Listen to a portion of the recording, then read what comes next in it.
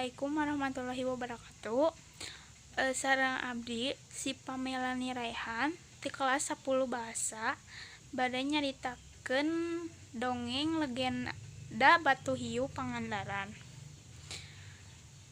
Pada abad ke-11 aya rombongan di kerajaan Mataram anu dipimpin ku Aki Gede jeung Nini Gede.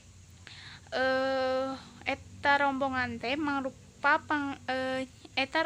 teh nyaeta prajurit-prajurit ti Mataram anu diusir ku patinggi Mataram sabab kasieun eleh lawan lamun Aki jeung Nini masih aya di daerah sabundeureun kerajaan Mataram.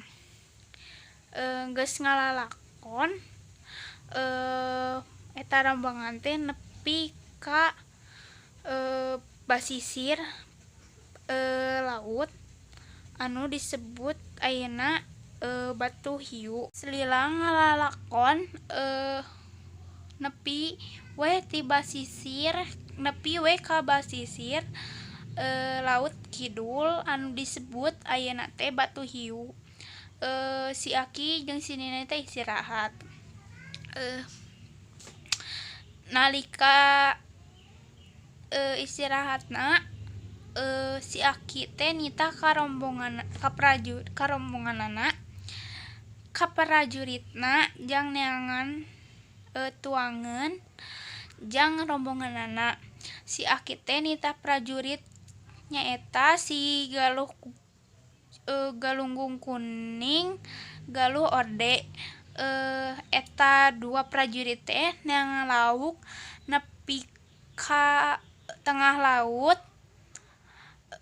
sanggeus lilana manggih lauk anu gede nepi ka maranehna teh bungah jeung bari eak-eakan. Teh dibawa ka basisir jang diasakeun ku rombongan sejenna. Saat can diasakeun eta lauk ditingali heula ku Aki jeung Nini. Saenggeus ditingali si Aki jeung Nini teh reuaseuh ningali lauk anu gede sareng sisitna kasar jeung heuras. Terus teh si Aki jeung Nini teh nyebat eta lauk teh lauk hiu. Saentos si Aki jeung Nini nyebat lauk eta, si lauk eta teh berubah jadi batu hiu, batu nu mangrupa hiu anu gede.